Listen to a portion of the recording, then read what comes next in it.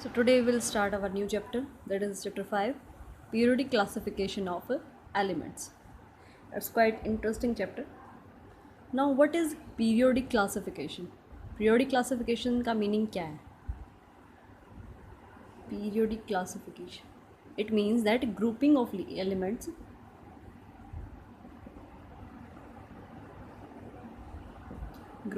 elements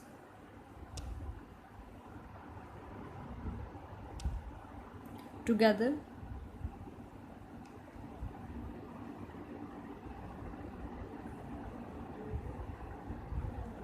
having similar properties.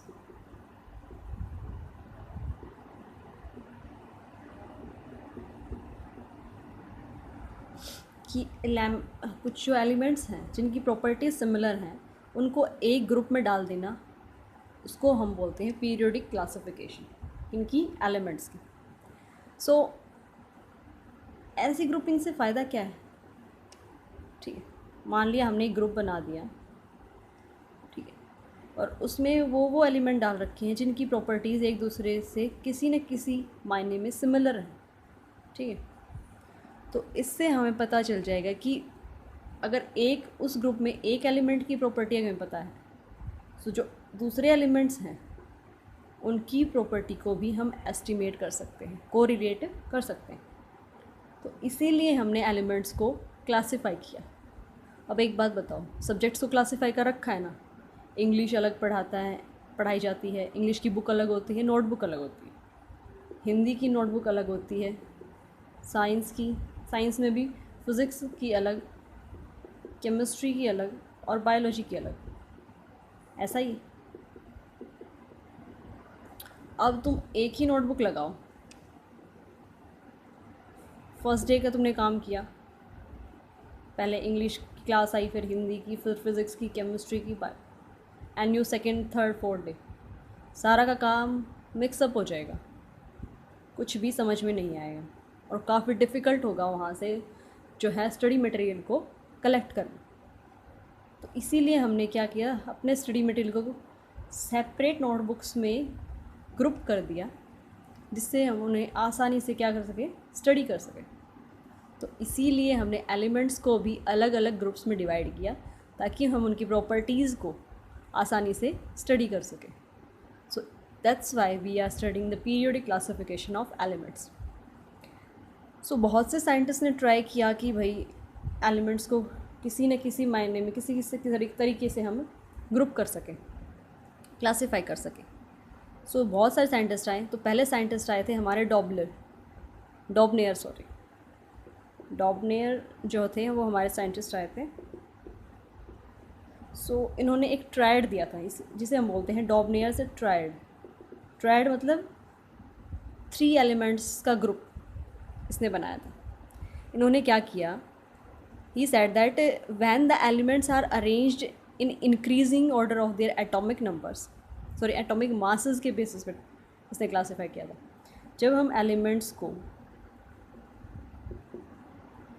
उनके increasing order में डालें, इंक्रीजिंग ऑर्डर किसका, एटॉमिक मास के इंक्रीजिंग ऑर्डर में अगर हमको अरेंज करें एलिमेंट्स को, तो क्या होगा, the atomic mass of the middle, मान लिया 3 एलिमेंट को भी पकड़ लो, ठीक है.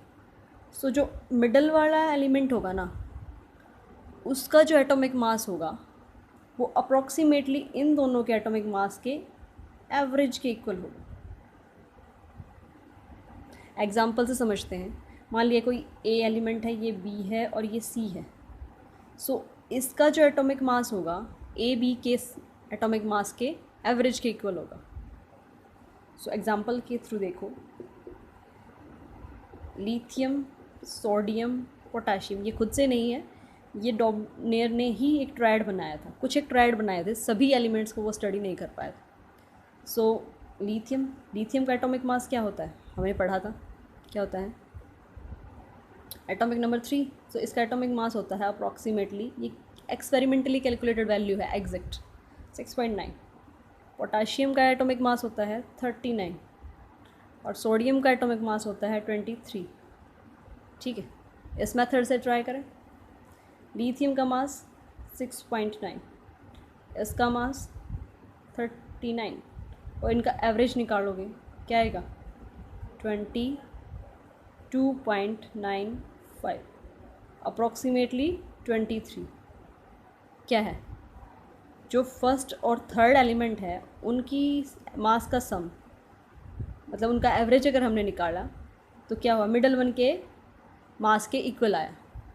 तो यही ट्रिक उसने लगाई थी। उन्होंने कहा था कि अगर हम एलिमेंट्स को एटॉमिक मास के ऑर्डर में, इंक्रीजिंग ऑर्डर में अरेंज करें, तो किन्हीं 3 एलिमेंट्स को अगर हम पकड़ें, यहाँ ऑब्ज़र्व करें, तो फर्स्ट और फोर्थ थर्ड एलिमेंट की एवरेज जो है वो मिडल एलिमेंट के मास के इक्वल होगा। This was the Dobereiner's triad.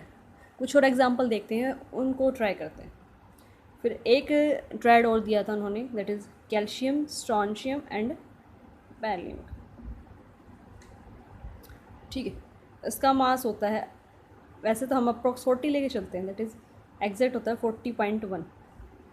Bromine का होता है 79 ब्रोमीन कह रही हूँ, स्ट्रॉन्शियम था ना, सो 87 होता है इसका, तो 87.6।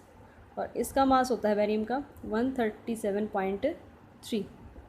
तो अगर हमें इसका मास निकालना है, अगर तुमसे क्वेश्चन में दे दिया जाए कि डॉबनेयर मेथड से ये ट्रायड है, इन दोनों का मास गिवन है, इसका निकालो, कैसे निकालोगे, इन दोनों के मास का एवरेज लेंगे।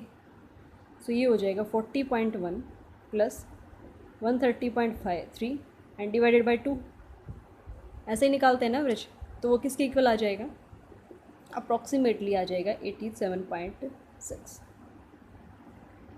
सो this was the Dobereiner's triad. अब डॉबनेयर की लिमिटेशन क्या थी, ये जो मेथड था ये इतना यूज़फुल और क्लासिफिकेशन में इतना हेल्पफुल नहीं रहा, तो इसीलिए इतना जो है फेमस भी नहीं हुआ। सो इसकी लिमिटेशंस क्या रही,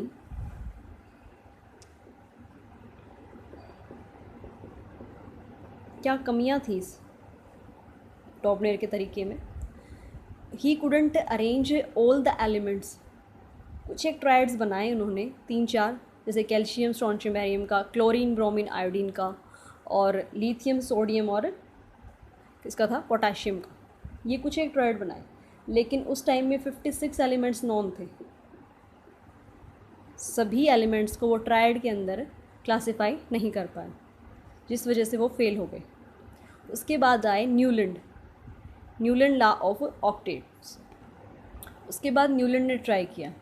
न्यूलैंड ने क्या कहा कि अगर हम एलिमेंट्स को अरेंज करें, इन्होंने भी एटॉमिक मास के बेसिस पे जो है वो एलिमेंट्स को अरेंज किया।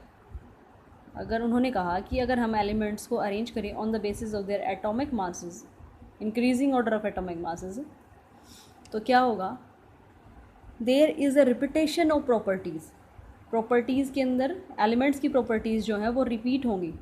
कब रिपीट होंगी, after every 8th element.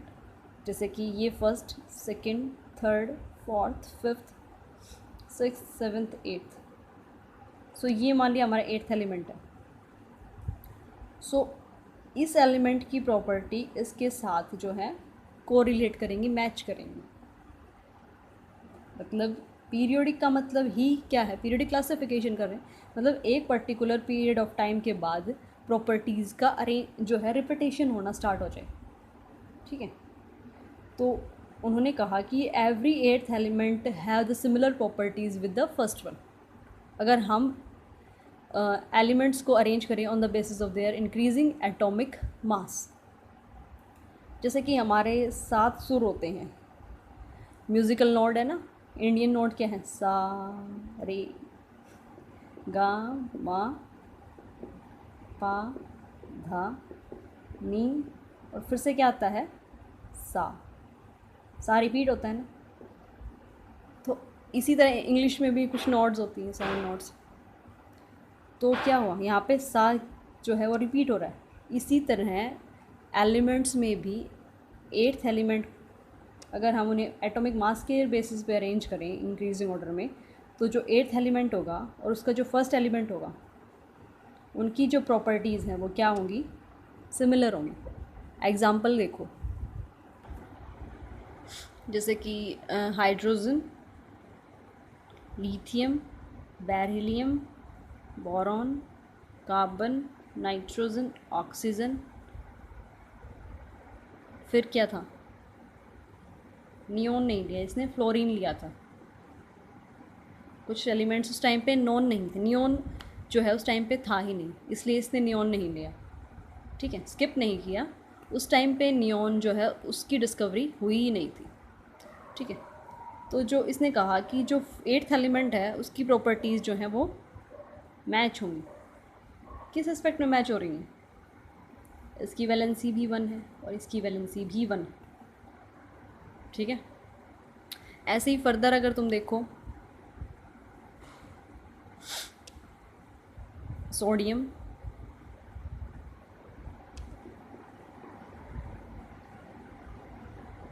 Magnesium, aluminium, silicon, phosphorus, sulphur, फिर क्या आ गया, क्लोरीन। ठीक है, सो इसकी प्रॉपर्टीज़ जो हैं, सो मतलब यहाँ पे जो एलिमेंट्स आएंगे और यहाँ पे जो एलिमेंट्स आएंगे, सा के अंदर जो एलिमेंट्स आएंगे वो सारे क्या होंगे, सिमिलर होंगे। अब तुम यहाँ से स्टार्ट करना स्टार्ट करो, तो इससे 8th कौन सा एलिमेंट होगा, 1st, 2nd, 3rd, 4th, 5th, 6th, 7th, 8th। तो इसने कहा कि लिथियम और मैग्नीशियम की प्रॉपर्टीज़ जो हैं वो मैच होंगी। सो मतलब कहीं से भी तुम स्टार्ट करो तो 1st और 8th की एलिमेंट्स की प्रॉपर्टीज़ जो हैं वो सिमिलर होंगी।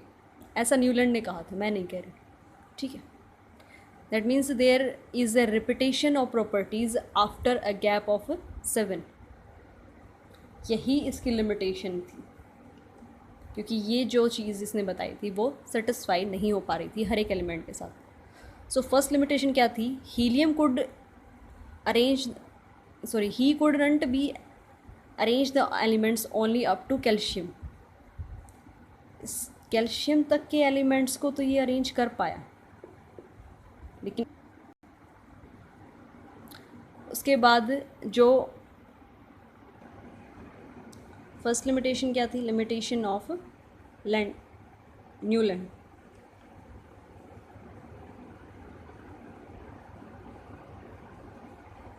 न्यूलैंड के लॉ की लिमिटेशन क्या थी कि फर्स्ट लिमिटेशन थी कि ये सिर्फ कैल्शियम तक के एलिमेंट्स को अरेंज कर पाया इस रूल के हिसाब से, ऑक्टेव रूल के हिसाब से, लेकिन वहाँ पे 56 नॉन थे उस टाइम पे एलिमेंट्स, बाकियों को ये अरेंज नहीं कर पाया।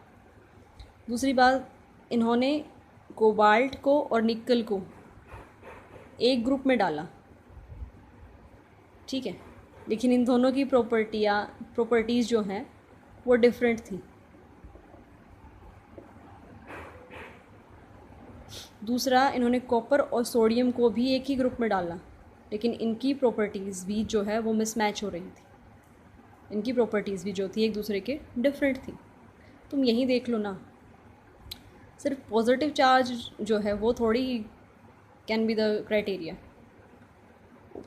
एंड सेकंड लिमिटेशन थी कि after calcium every 8th element didn't possess the property of similar that.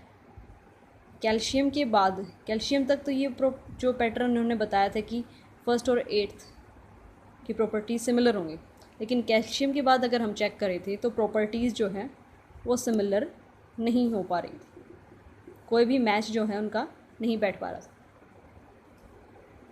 उसके बाद थर्ड लिमिटेशन क्या थी इनकी, थर्ड लिमिटेशन वाज दैट कि न्यूमैन ने 2 एलिमेंट को एक ही बॉक्स में डाल दिया, एक ही प्लेस प्रोवाइड की थी, जबकि उनकी डिफरेंट प्रॉपर्टीज़ जो थी वो डिफरेंट थी। ठीक है, अगर न्यूलैंड पीरियड टेबल देखोगे अगर तुम बुक में, तो उन्होंने कई बॉक्सेस में क्या है 2 एलिमेंट्स को डाल रखा है, लेकिन उन दोनों एलिमेंट्स को एक ही पोजीशन देने का मतलब क्या है, उनकी प्रॉपर्टीज़ एग्जैक्टली सेम है, लेकिन उनकी प्रॉपर्टीज़ जो थी हमने चेक की बहुत सारे एस्पेक्ट्स में डिफरेंट थी, कम्प्लीटली डिफरेंट। उसके बाद आज की तारीख में हम 118 एलिमेंट्स को जानते हैं, लेकिन उन्होंने 56 एलिमेंट्स के लिए ही प्लेस बनाई थी, बाकियों को कहाँ डालें, ठीक है। So that periodic table was not suitable for these 118 elements as well. और फिफ्थ, जो कि इनर्ट एलिमेंट उस टाइम पे थे ही नहीं, चलो मानते हैं, सो इनर्ट गैसेस को भी कहाँ अरेंज करें, उनकी जो प्लेस थी उन्होंने जो है ग्रुप के अंदर नहीं बनाई थी। So these were the limitation of Newlands law. So इनकी थ्योरी को भी ज़्यादा इम्पोर्टेंस नहीं मिली। उसके बाद एक ग्रेट साइंटिस्ट है मेंडलीव, उनकी जो पीरियोडिक टेबल है उसमें भी लिमिटेशंस थी, लेकिन वो बहुत हद तक जो है एलिमेंट्स को अरेंज करने में कामयाब हो पाए थे। बहुत सारी प्रॉपर्टीज़ को उन्होंने डिस्क्राइब किया था। So that was the quite important. And fourth जो हमारी पीरियोडिक टेबल है, जो कि मॉडर्न पीरियोडिक टेबल हम आज देख रहे हैं, उसके बाद हम पढ़ेंगे modern periodic table. Thank you. I hope इस क्लास में जितना भी पढ़ा है समझ में आया होगा। Thank you for watching.